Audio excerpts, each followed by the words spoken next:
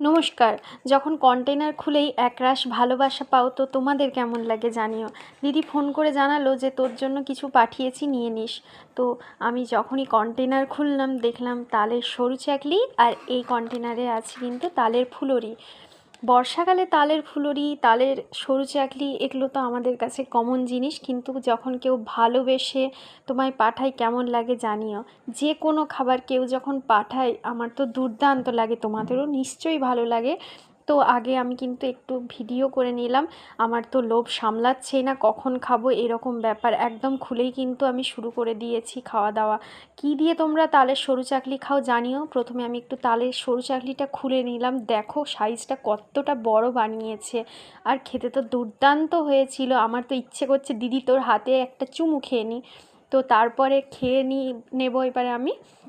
আমার তো সরু চাকলিটা বেশি ভালো লাগে, বর্ষাকালে কিন্তু এগুলো খেতে দুর্দান্ত লাগে। আমার দিদি তো আমাকে খুব ভালোবেসে পাঠিয়েছি, তো আমি সবার জন্য রেখে কটা খাবো ঠিক করতে পারছি না, ইচ্ছে তো করছে সবগুলোই নিয়ে নিই, কিন্তু মা ভাইয়ের জন্যও তো রাখতে হবে। তো আমি এবারে দেখো তোমাদের দেখিয়ে দিচ্ছি। তালের ফুলুরির ভেতরে দেখো একদম পানমৌরিতে কিন্তু ভর্তি, যেটা স্বাদটা আরও বাড়িয়ে দিয়েছে। তো কেমন লাগলো জানিও।